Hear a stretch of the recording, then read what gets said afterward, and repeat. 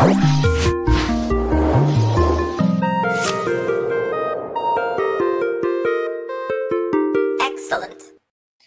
Hey, what's up, everybody? Welcome back to another 3D Hangouts. My name is Noel Ruiz. I'm a designer here at Adafruit. Joining me every week is my brother Pedro. Hello. Good morning, everybody. Pedro, Creative Tech here at Adafruit, and every week we're here to share 3D printed projects featuring electronics from Adafruit. Yep, this is the show where we combine 3D print, DIY electronics and 3D printing to make inspirational projects. You'd think I'd get that right after episode 499. That's right, folks. Next week will be our special 500 episode. Woo. Today is Wednesday, September 24th, 2025. We are hanging out in all the different channels. We are streaming on Facebook, LinkedIn, YouTube, Twitch, and X. If you'd like to join us throughout the show, you can join our Adafruit Discord server with a link up there at the top, discord.gg/Adafruit. And we're hanging out there. So if anyone wants to drop a question, a comment, a GIF, a GIF, a meme, a meme, feel free to do so. We'll show it right here live on the show. We have a lot of demos. We have a special unboxing that we're going to do. We got a lot of stuff going on, I guess. Yeah. Let's see. Where am I? Good morning, everybody. I'm drawing a blank here for some reason. I'm looking for Anyway, we do have a coupon code. update. Yeah, we have a coupon code for folks if you want to put your orders in, support your maker habit, support Adafruit, support the show. Use our coupon code DEMOJAM, and you'll get 10% off your order. I do have adafruit.com/free scheduled up here. If you want to check that out, you'll get some freebies for 2 tiers. Starting at orders of $149 or more, they're going to get a free KB2040. It's a lovely microcontroller with the RP24 chip. And at the top tier, at $199 or more, you'll get free UPS ground shipping for continental US only. These get automatically added to your cart. And if you use your coupon code, you get 10% off your whole order. So please use that. Yeah, I just want to get that out of the way. And yeah, we have... This week, we worked on a video dedicated to the Fruit Jam, and we published that this morning. It's a YouTube short. It's on Instagram and I think Facebook and some other places maybe. It's everywhere. It's everywhere, so check that out. I do want to say that the Fruit Jam, ladies and gentlemen, Don't is in jinx it. stock. It's in stock. There's 58 in stock. Let me refresh. 57 in stock. Max 2 per customer. So if you want to get 2 of them, you totally can. And you'll get 10% off if you use our coupon code DEMOJAM. I'm so excited to have a video out about a product that is in stock. That is rare because it's the way it is. This is great. This is awesome. I'm going to be talking about the Fruit Jam for our segment right now, if we want to jump right into it. This literally right before the video was like ready and edited and voiceovered, Lamar was like, this just in. Big shout out to Jeff Epler, who got the Chocolate Doom port running specifically on the Fruit Jam. So this is Doom. Yes, the classic Doom is running on the Adafruit Fruit Jam. He's been working on it for a little bit now, and it has a lot of support. It's got USB keyboard support. It has a mouse support, USB gamepad support. It's hard-coded to work with that, and it has the DAC support, so it has audio, like full stereo audio out through the headphones or these little mini speakers. I have it just muted right now because we're doing the show, but you can see here it's running at full frame. I think it's the classic 640 by 480 resolution, I believe. It's just running, the demo WAD file, but I read that it can run the full Doom WAD if you have it. There's a nice repo page about it, like you can see here. This is all the original stuff from the demo. So nostalgic seeing that page. It's so nostalgic, man. Like a couple of months ago, I think earlier in the year, I read the Doom Guy book from John Romero, and it was such a fascinating inside look of his history and a little bit of the history of the Doom development. And it's so cool to see it running on the Fruit Jam natively like this. Brings me back to us in our room growing up, or being at CompUSA, seeing this on the computers there. Yeah, it was so cool. This was game changer. I mean, it really redefined gaming. So it's really fun to see it running natively on an RP2350 chip. So that's really cool. So I'm going to show you folks the Fruit Jam Doom GitHub repo on Adafruit's profile here. You can see Jeff has been writing it up. Here's all the kind of things that you can do. Here is like the keyboard stuff, the mouse stuff, joypad, and I think there's a little instruction on how to install it. So I actually just was tasked to document this up in an Adafruit Learn Guide. So I'm going to be working on that, and I'm going to be testing all of the different things on it.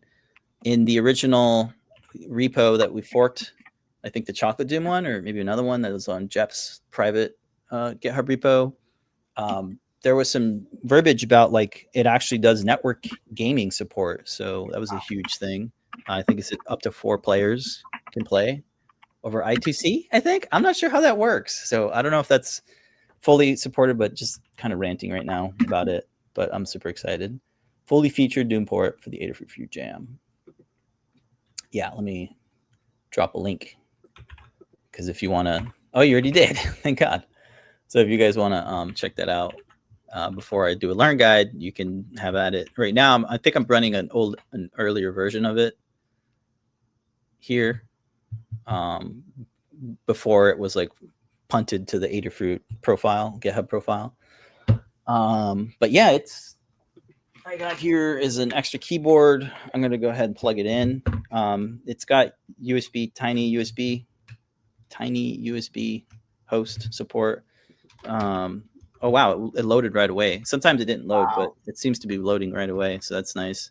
I actually have a game that I saved here just to kind of test all the things out. And yeah, it runs really good. Here I am. I'm doing the control keys. I think the default controls is like control, and then you can do alt to do strafing left and right, which is awesome.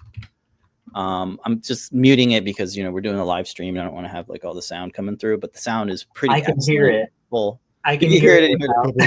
Yes. So it's so cool. Yeah. I think we have, as far as options go, we have network game messages on. We have the ability to do the map. I think cheat codes are also available, which is always fun. Yeah. I like cheat codes. I haven't tried that yet, but again, I'm going to spend like the whole day tomorrow like documenting it, which I really have to balance my time now because I still have the grow monitor. So I'll probably work on this and then do the Doom stuff. That's going to be like, this is my meat and potatoes, and then my dessert is Doom. Other than that, I want to talk about this display. So I've been looking for a good display for the Mac Classic enclosure that we want to do for the Fruit Jam, HDMI, and a little keyboard.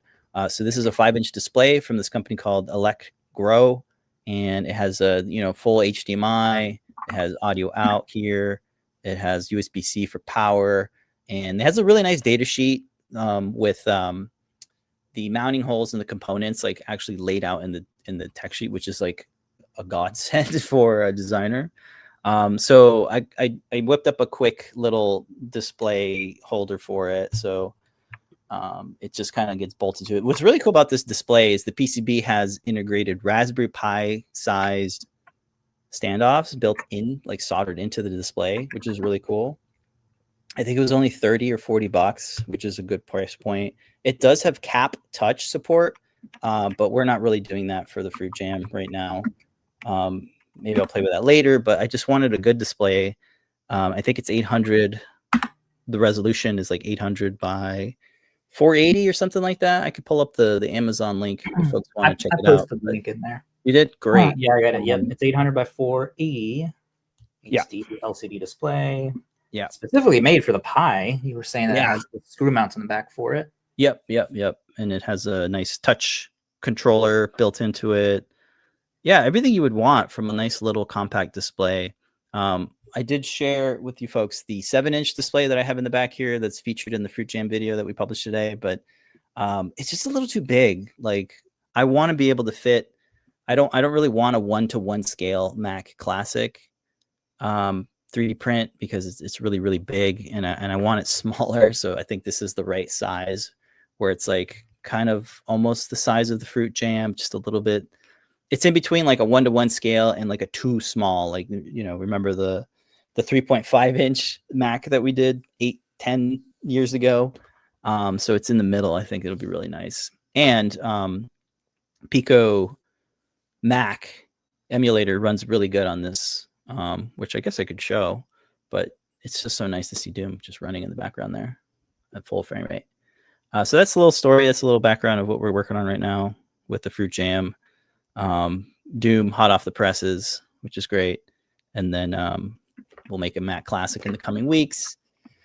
And yeah, I think that'll be a popular one too.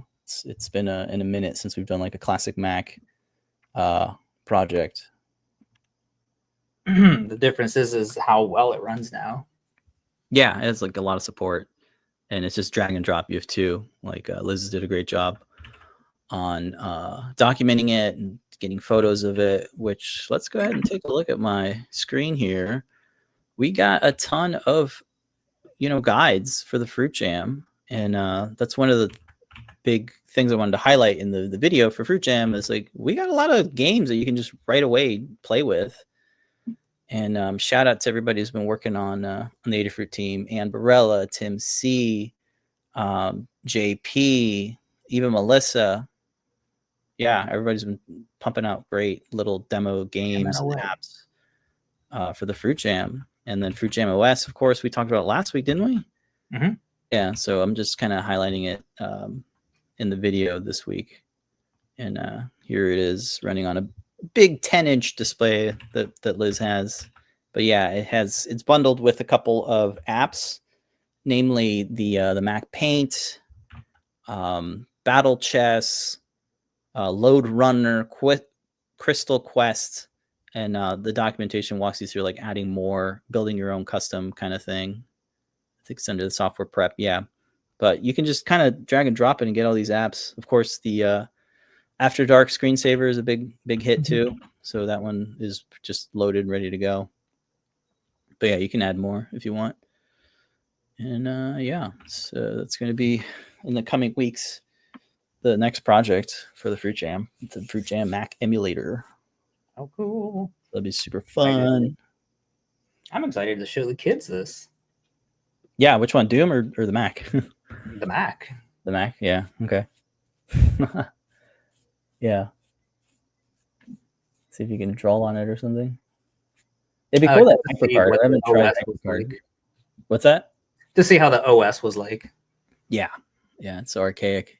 It's like it's crazy. Like you can't even like to click it on menu, you have to like hold down.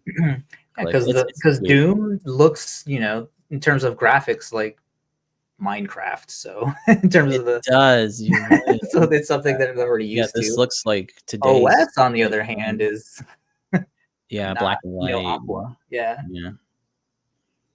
Yeah. Cool. All right. Again, if folks want to pick up the Fruit Jam, you can use our coupon code DEMOJAM. I'm really promoting this one because my goal is to sell out of the Fruit Jam. So, we sold out of the case, by the way. We still ordering some more, but yeah, I hope everyone's enjoying their Fruit Jam, and the community is thriving with testing everything out, adding support issues and stuff like that. Everybody's working hard on testing everything out. Cool. All right, let's see what else can I get to. Nice. All right, and that's the Fruit Jam, I guess, right now, still in stock.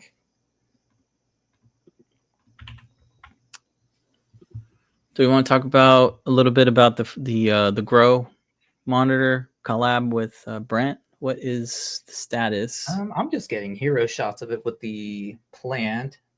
I didn't want to grab it to mess up any of the readings for it. So yeah, it's mostly there showing the heroes of it. I just have plants to actually show it and do actual data from it. So yeah, in the background there, you can kind of see they're the only one we're able to show off, because all the other ones have their leaf. The way that the leaves grow on aeroids is they don't point up, they point down and then towards the sun like that, because they're apophytic. They grow on like trees and moss poles, so not really the best in terms of the position. This case was designed for a different type of plant, one where the leaves are pointing upwards, and the only ones we have are like the begonias that kind of point up. I think like the syngoniums, the xanthosomas, and another one. I think like the carnivorous ones, the pinguilacas and the Thuricinia, but those are too big. I can't bring those in there. And the way that they're set up in the backyard, they're I don't have a really good way to hang these like they would be in a grown room, because I don't really need a grow room here in Florida. They're just thrown outside. It's like 80% humidity out there. I don't need to do anything special. Yeah. I see them dying inside. I literally throw them outside and they freaking sprout out and come back to life. So what I'm showing here though is a different way you can actually sow this, because what this was supposed to do was to calculate the VPD, which is like how the leaves transpire to make sure that they're growing optimal. The way that I'm going to use it is a lot of the philodendron. The way that a lot of growers are using this for is, or could use this for, is to monitor the temperature of what a inflorescence would be. And why this is would be a really cool tool is at night, the inflorescence becomes compatible to be able to be pollinated a lot more during like 3 or 4 in the morning. The inflorescence stalk of the flower actually heats up to attract beetles and like fly or whatever is going to pollinate it out in the jungle. So I've seen videos where people are literally staying up all night with a touchless thermometer pointing at the flower to see when it reaches, I think it's like 80 degrees or whatever. So they can actually self-pollinate it, with their hands or like the brushes or whatever. And the reason that they're doing that is because a lot of those are able to, these are rare plants. You can't just go to, Home Depot and buy these. These are straight out of like Ecuador and the rainforest in Colombia. They're like deep in the jungle. You can't just find these anywhere. So a lot of people are trying to preserve these by making seeds from them. And the crazy thing is that when you are able to germinate these and get seeds from them, a lot of them turn out to be variegated, which is where they have like white splotches on their leaves. And those are even more rare, to where they're selling to like $50,000 for one teeny tiny little. Definitely a lot more valuable than what an herb vegetable would go for, because ones are they're super rare, and then the variegation on them even more rare. So you're able to sell these for way more money in terms of what you're able to produce from them, from just being able to see the temperature of what the flower stalk is. So definitely a valuable way to use these or these sensors. And here's what the dashboard that you're able to generate to see, what the CO2 is, what the light is, and of course, like the CO2. That's actually how they're able to speed up the growth on these. Some grow rooms will actually have a CO2 tank in there to have that go out. So it's a nice way to monitor that. Get the temperature in the way that this was designed would be for the leaf, but other people could use it to monitor the temperature of like the flower stalk. Definitely a very valuable tool if you're trying to get some variegated seedlings going. And then for like tissue culture and trying to get rapid growth of those type of plants for preservation, for getting that off the endangered species list. Oh, I'm okay. subscribed to like all the Facebook groups of all like the people that are in the jungles, all the botanists that are, Oh, wow. looking for these and documenting, like doing the verbariums where it's like, they're pressing the leaves to document all these because there's like so many discovered. Like every other day, there's like a new species of these type of aeroids being discovered. So it's super fascinating to being able to bring these to market, have these spread out, and then getting that variegation is obviously a really cool goal to be able to get a prized sort of, get money into this. Yeah, this is really cool. So shout out to Brent, of course, Brent on the Adafruit.io team, who's working on Whippersnapper and just the whole back end, front end of Adafruit.io. So originally, this is Brent's idea. How do we make a no code IoT solution for cultivators? Because the commercial products are in the 500 plus range. Oh my God, yeah. And we wanted to make something that's DIY, no soldering, no code. You just kind of connect a couple sensors together, plug it in, use Adafruit.io and Whippersnapper, and just get sensor data right away. And then with the new Adafruit's actions, you can calculate the vapor pressure deficit, CO2 monitoring, temperature monitoring, everything you just talked about. Get it on a dashboard. It's free to do this with up to 2 devices. Yeah. And this is just amazing data that you can get really quickly with no code and not much background in electrical engineering. It's really, really amazing that we can do this. We're using the QT the Adafruit QT ESP32-S3. So you want to talk a little bit about like how Whippersnapper has like improved in terms of like just easily installing Whippersnapper now? For me, the installation of it would seem just as easy as literally just drag and drop the file that it creates through the was it the generator for making the Whippersnapper UF2. I think the only thing that I had to do was use a Windows computer. It would work on the Mac. Maybe I just didn't have the updated drivers, or maybe it's Mac OS Tahoe. Oh, yeah, I updated everything on all my iOS devices, so maybe it was that. I know it's worked on there before. Yeah, I was able to install it right away on my build.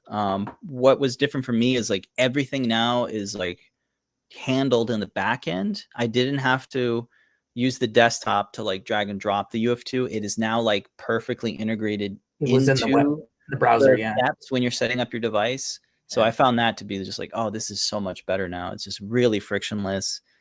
It worked spot on. I didn't have any issues. It was great. So this is perfect that we can do this without having to do a little bit of extra, background work. So it's nice. Everything just works easy, right away. Not easier. Yeah. Yeah. It's for the actions here. We'll cover all this. All this. Yeah, I did all this. The only thing I did was go in there and swap out what board was being pulled. Yeah. So that's what's really cool is that you can build this really big, calculating the VPD using all the different data and all the different math blocks. And then if you have a different QT device, we were just able to come in here and go to this QT device, and like everything else just followed and updated. Because me and Pedro, you're down in Florida, I'm up here in Massachusetts.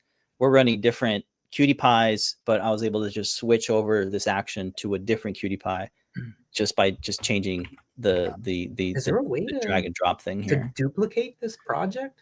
I believe that is a feature that hopefully will happen, where you can like just share. Just duplicate this. Like go back to the actions. It'd be cool if you could just like click on it and say duplicate. Like have a button there. So it'd be cool. All you do is just go in there and swap and out. It would give you a JSON file or something, and then you can import that JSON I want file. That exact thing just duplicated. So you just go in there and swap your so that we can both variables. Be monitoring. Yeah, exactly. Yeah, that's a feature request, I think, that the folks are going to work on, or and thinking about. Like examples that are like ready to go, or you can pick from. Because ideally. Yeah, Tyeth is on Twitch. Hey, Tyeth, good to hear from you. He's saying export import of actions will come. Yeah, yeah, that's the ideal, because when Brent is documenting this, he has to take a screenshot of every step, and you have to like really be thorough about like every single block. And it'd be nice if we could just like just duplicate, export our action and import it in.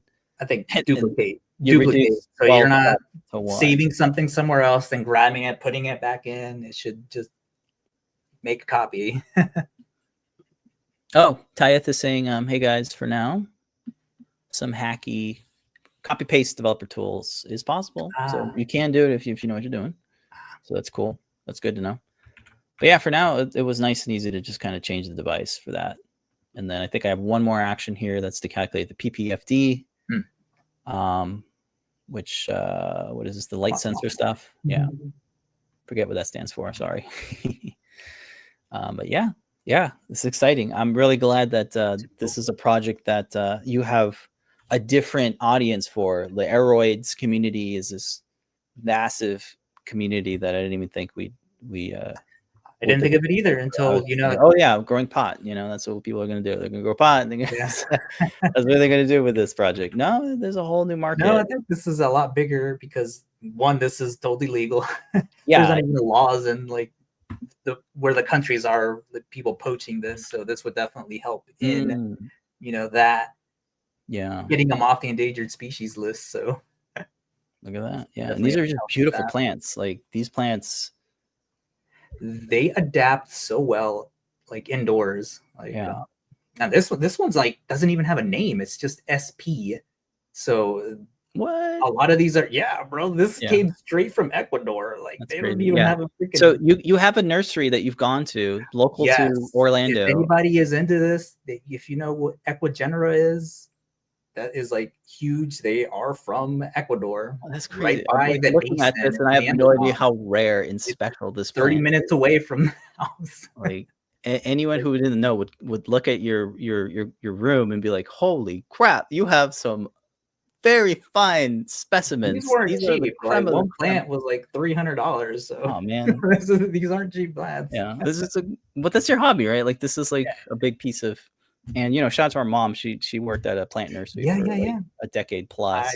I love talking about that. Yeah, so that was my first job. Yeah, working at a nursery, like in a plant nursery, not a baby nursery. Like I know how mulch was made. I know how the moss is like going up the belt. Like I did the weeding and did propagation. I know like the hormones that they use for. You were playing with Miracle Grow when you were like 10 years old, like making. No, not even Miracle Grow. Like the actual. The nitrogen and the phosphorus and the forget the other one. It's a NKP is the elemental things of it. And then what's funny is too, that was like our first client too, where we were taking photos and then making catalogs. Remember when we had the little tiny burnable CDs? We would do the whole catalog onto a CD. I completely forgot about that. How funny is that, huh? That is amazing. Yeah, it's full circle now, man. So I hope this project reaches, the masses in the aeroid community. And so cool that, 30 years later, we're able to come back to it and make a project that kind of helps that out and really goes well with the hobby. So that's super cool. A lot of the modern grow houses for this, and not just grow houses, like botanical, things, institutions where they're researching this for medical. They're using Arduino, controlled lights. They're using the sensors, some form of not actions, but if the humidity is this low, turn on the sprinklers or have the way that they're generating everything. Well, it's it's based on something like what actions would be if this then that. The temperature get this low because not everything is in Florida. They're like where up north, so they have to have fake environments like desert air controlled temperatures. Based on what the plant's environment is. So not everything is going to want to be in a high humidity. Right. Sometimes like these, you can't grow these in direct sun. It has to be all indirect light. So you need like shade cloth. It's like 30%. Wow, yeah. It's very specific. They evolved to be under the rainforest canopy. Exactly. It can't be in direct sunlight. That's amazing.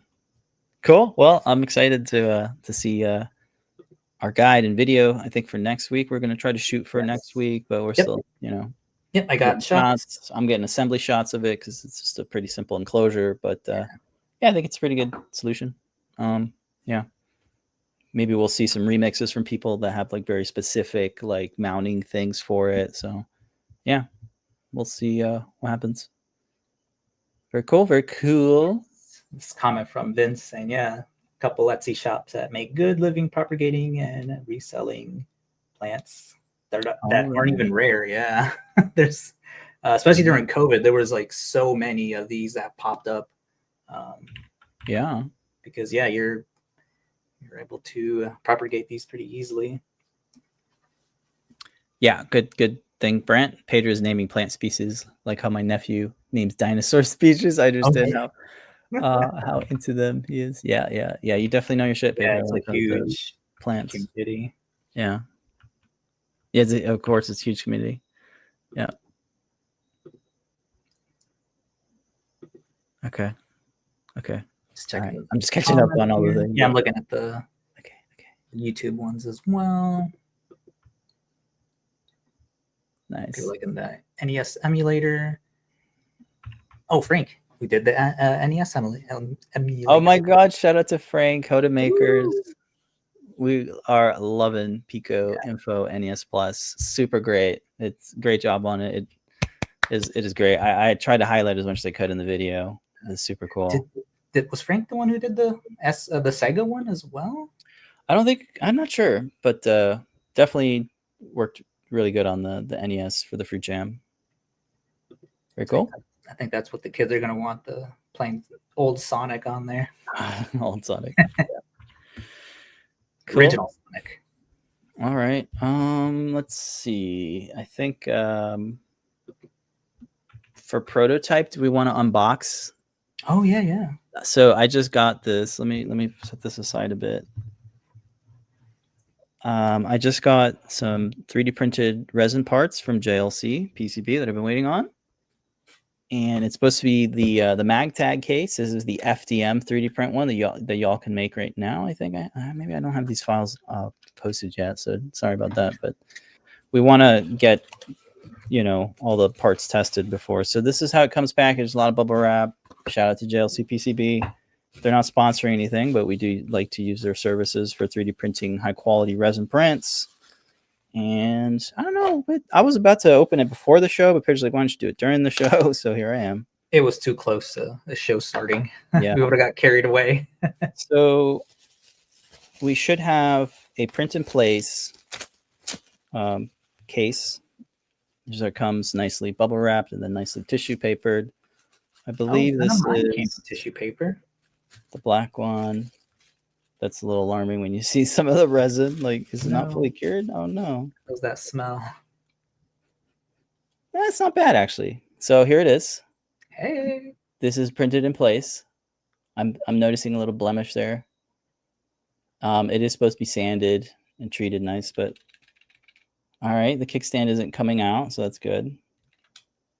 Oh my goodness. So there's a hinge here. It's all designed to not fall out.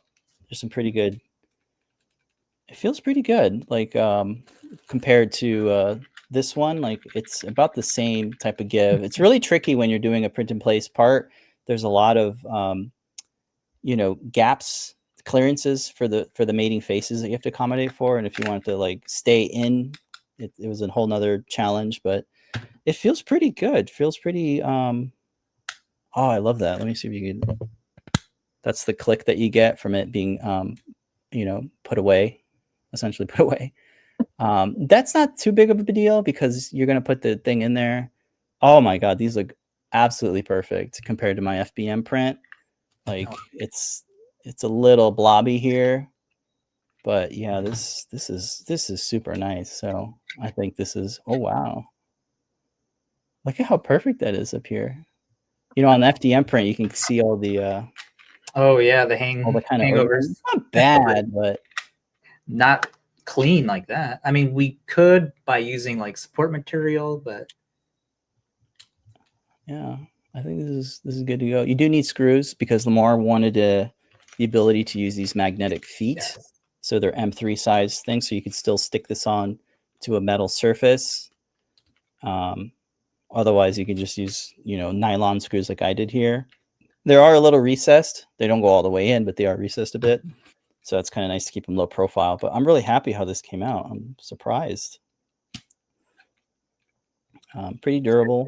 It's got a little flex to it, which is okay. About 2 millimeters thick.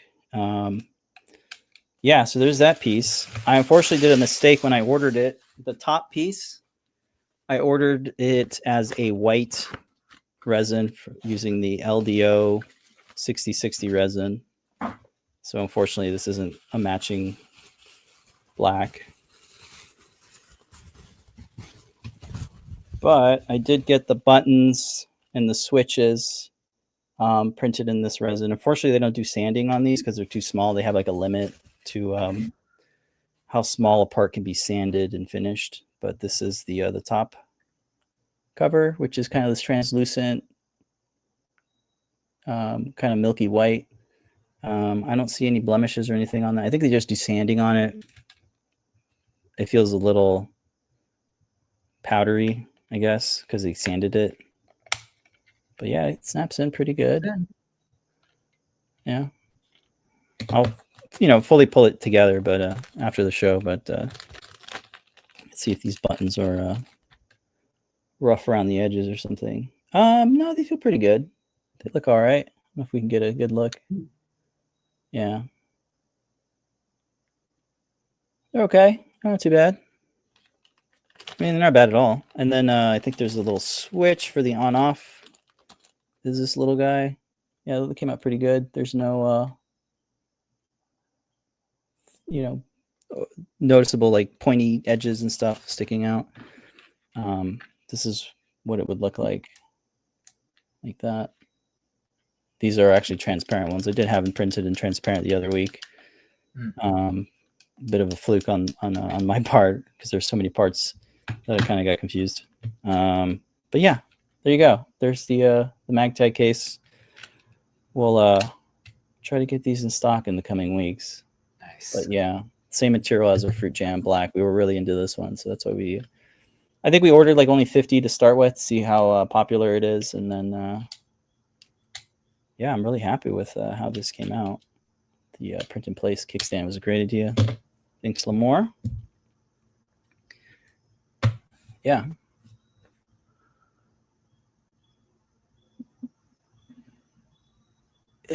Was the shipping from JLC PCB bad? Says Connor. Is asking. No, it just takes like about a week, I think, from when you place the order. They ship via DHL.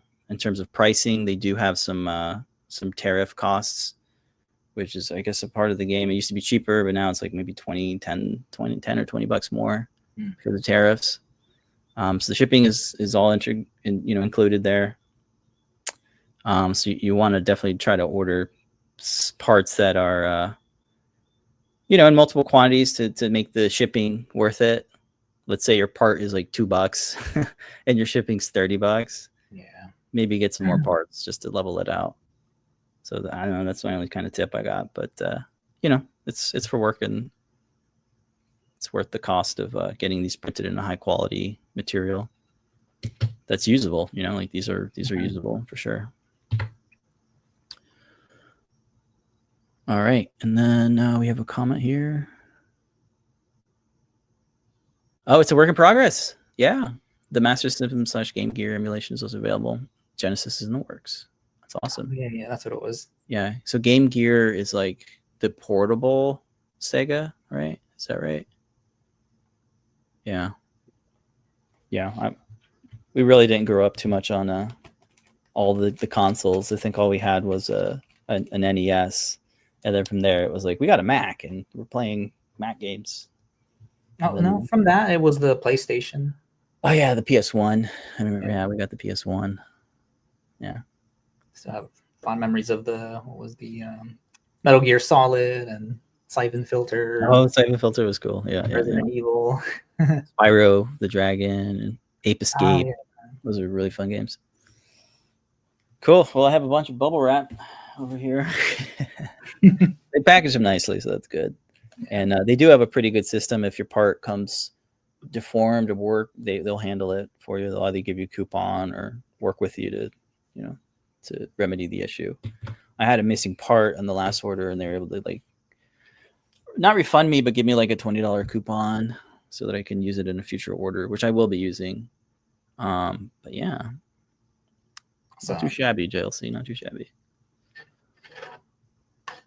All right, and that is kind of the unboxing shop talk portion of the show. Before I forget, let me pull up the webpage. Remember I used to do layer by layer tutorials? These were YouTube tutorials on CAD stuff. Well, I did one 2 weeks ago now. Let's see if I can pull it up here. I forgot to mention, should reformat it as a short. Yeah, I guess we could. You could try. Yeah, it's 11 minutes, which is a lot shorter than my normal ones. But it just walks you through how I created this this pattern that goes on the grill monitor using the spline tool. Oh, here's an ad from YouTube. Can't beat Liberty Mutual ads. Dominating right now. This emu. Yeah, so just walk you through how I came up with this seamless pattern that wraps around using an emboss feature inside of Fusion. Yep, I thought it was neat. I haven't done one in a while, and I felt the itch to record it. I recorded it using StreamYard, and just kind of, there's no editing with these tutorials. It's just like a ready and go, and then I just kind of walk through it. Yeah, maybe you'll find some tips if you are a Fusion user. You might find it useful. So that's all I want to say about it. Nice. Yeah. And after that, I think we're ready for the Timelapse Tuesday video, and then we have some community makes. So you want to go to your PCAM? Yeah, so on this week's Timelapse Tuesday for community makes, let's turn on the LED that you can barely even see because of the Why is it? Oh, okay. It's probably the lights. On the angle of it, maybe? You can kind of see it there. Oh, no. Is it the brightness on the circuit playground? I think it's the lightness in the LED panels around. You can kind of see it there. Yeah. It definitely works in a darker room, but you can see some of the LED lights in this week's community makes. Timelapse Tuesday, it is the sorting hat. And where's the camera? Oh, there it is. Oh, you want the time-lapse video? Yeah. Yeah, here it is. Looks way better. The actual correct lighting. Super easy print. Takes, say, it says it on there. I should even guess.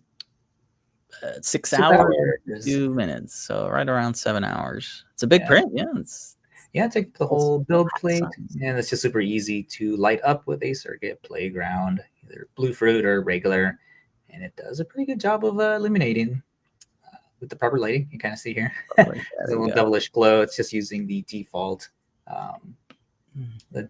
lighting animations that are on the Playground Express, and yeah, super easy to. I think it's supposed to be mounted on a wall, which is why it has the flat background or the back of it. Okay. There is a way to hang it. And yeah, definitely recommend using the white back. I tried it with a black lid, and the light doesn't diffuse or bounce back forward as good as a later color PLA. How was the support removal? Is it pretty easy with the branch? Yeah. I did want to print it like upward or upright, but I think it was like 12 hours for that. So, more supports, yeah. Yeah, and supports all over it. So it was a little bit more easier to print it face down. Yep. All right. So it's 2 parts. Yep. It's the back diffuser. And it is decoration for Halloween. Yeah. That's what it looks like. Yeah. And the right lighting, it's just like boom, glowing. Oh, you can hang it from your door, which is pretty cool. That looks actually really cool. Mm-hmm. Yeah. What color did you use? This is just brown. Yeah. Yeah. So I believe this is Bamboo Labs' LED light thing. Yes. They have a lot of designs use this, which is it's a really low profile LED light that I guess has some different colors, has an on off switch, and looks like they designed it to fit on the the Bamboo Lab plate here. Not sure which printer it is. They all kind of blend in. Let's see what other things say about it. Halloween is coming, so it's my take to become part of your decoration. Yeah, so it's a free download. Check it out. Other folks are printing it out. At least one other person. Looks nice. Good. You didn't scale it or anything. It's just 100% scaled, right? Yeah. Yeah. Cool. Yeah. They have the LED lamp kit from the Bamboo Lab thing. Ooh, they have so many fun. It's just USB, plugs in. It's nice. Only $13, not bad. Yeah, very nice. Yeah, I love what they're doing with their maker kits. Super cool. Yeah. So that's a really good way to go. Yeah. Very cool. Very cool. All right. Let me just check real quick. Discord. The sorting hat. Where will you be sorted? Very nice. Yeah. All right. After that, let's jump into this week's community makes. We got a couple of them sent to us. Starting off with still in the spooky theme, the Mario inspired Boo planter or candy dish or whatever. It's amazing that this model is still kicking it. I mean, it's one of the first models that we came out with, even pre Adafruit, right? Is that right? Yeah. So it's just a nice little model. Should be able to make a dual extruded one now. Not dual extruded. You want to talk about multi-material? Should, yeah. Because it's easy for us because we have the AMS and you can just paint filled bucket tool inside of the studio. It's so much easier to do it these days. Might do that. I don't know. I'm surprised no one's remixed it yet. A lot of folks are still like painting it. Is this one? Yeah. No, I think it's painted. Yeah. No, I think it's painted. Yeah, you can tell it's painted. You can tell by the tongue and the mouth meet. Yeah, you can see the little thing, but it's still a great thing. So a lot of makes on it. It's fun to see it every year. Folks are still printing this fun candy dish planter thing. I'm surprised there isn't something like this at Epic Universe. Right, you'd think that would be a good candy popcorn bucket or whatever, Yeah, very cool. Yeah, true. I think you made it in Maya, right? Yeah, this was made in Maya. Yeah, so don't use that anymore. All right, after that, we got a make of our D20. A lot of folks just print the D20 and then do the electronics, which is totally fine. But yeah, there's just the D20. Had to struggle with the lower numbers, but I guess it's not that bad. Yeah. Oh yeah, you do need supports on it. Yeah, because the numbers would be a lot more easier with the tree supports now. Like that should come out. So this is posted by John Doe. Doesn't say Bamboo Lab A1. That's what it says. Sorry, I didn't shout out their name here. This is posted by Daisuke Hira. They posted that up. Okay. Nice. Cool. Yeah. And then we have another make of the USB MIDI key set. It's so cool to see folks building this relatively intermediate build. So this was posted up by Twalker2K. What a fun project. 26 AWG wires cramp the keys, but nothing a little bit of electrical tape couldn't wrangle. Thanks for the model and build. Yeah, it looks awesome. Wow, those keys look really good. Yeah, I wonder if it was done with the smooth PEI bed. I've been meaning to try out the ironing a setting on the bamboo slicer. Like here, that's really good. Oh, a lot of sparkle filaments here. It looks really nice. Yeah, it looks fantastic. And then to close it out, we got a remix of the USB MIDI key set again. This time from Elijah Radiant. They said, I ended up expanding this to 7 keys, also added one more pot, integrated a Neo key 1x4 for play, pause, record, and stop. bypass the bitmap. Only downside is slightly cut off note names for sharp keys. So this is an excellent remix. Like really scaled it up, added more components to it. Yeah, this is super cool to see. Really made a great remix of it.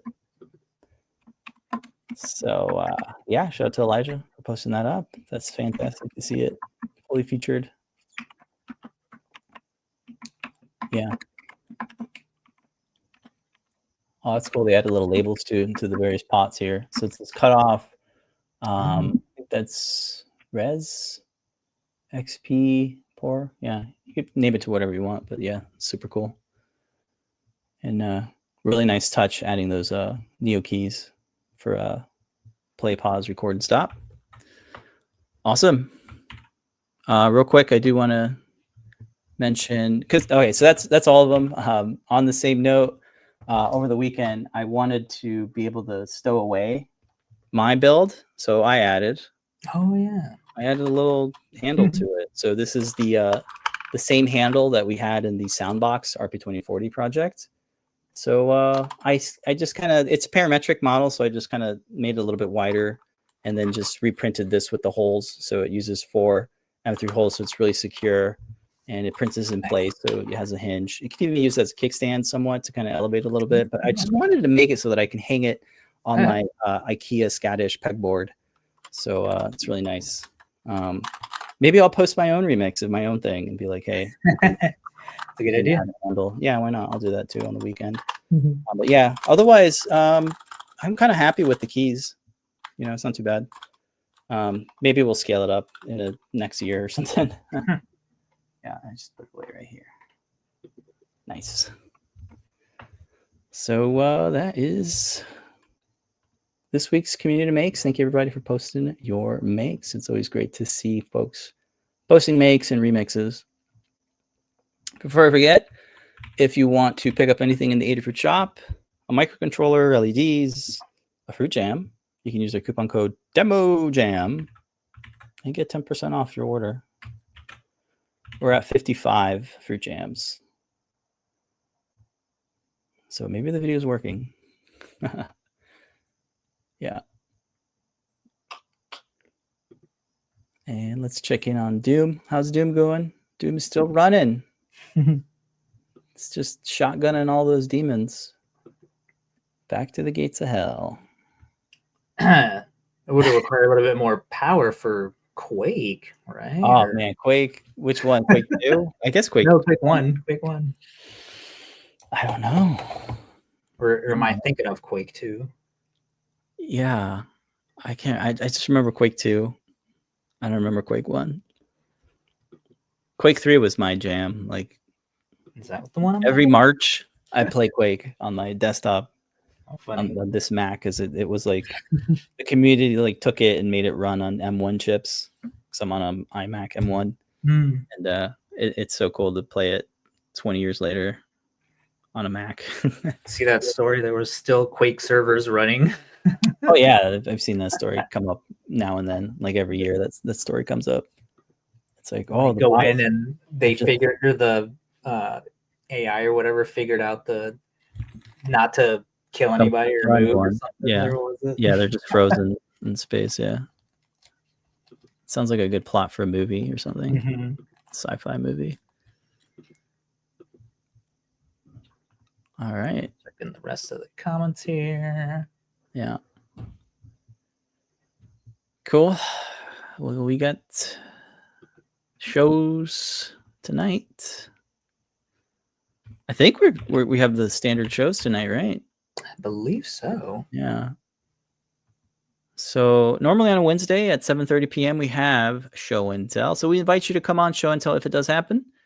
Things can change as Lamar and Phil are winding down for their maternity leave in November, which is next month. Wait, well, 2 months from now. I forgot about October. Yeah. Keep hearing different months. Right. So hopefully tonight we'll do show and tell. I think I'm going to skip this one, Pedro.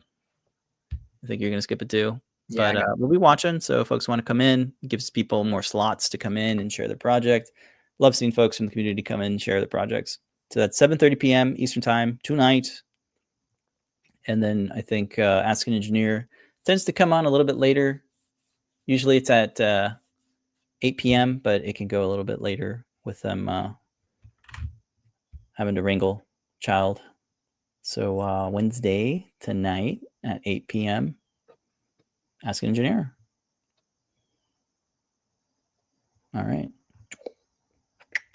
Thursdays is JP's workshop live stream. It happens at 4 p.m. Eastern time.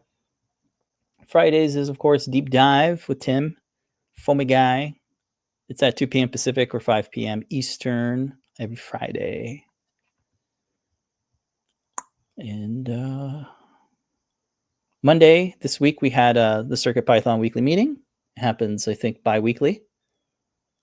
Every Monday at 2 p.m., I believe. And then Tuesdays is JP's product pick of the week.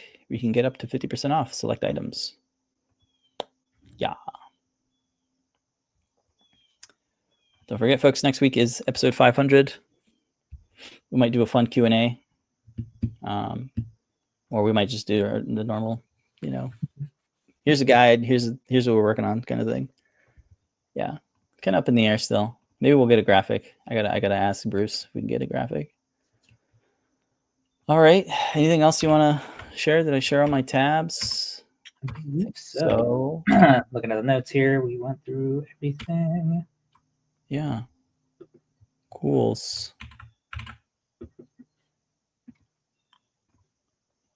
Yeah, I just got my Adafruit package actually. So I'm gonna be testing out that slim right-angled USB cable because I want to hide the connectors here. This is a little bit too.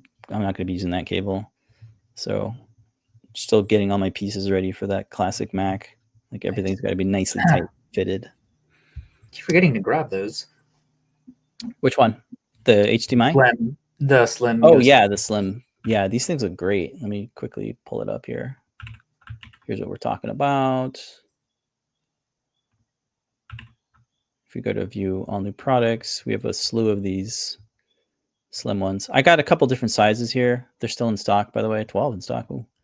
But they're super slim, ribbon, woven kind of cables, but they're designed to be like super slim.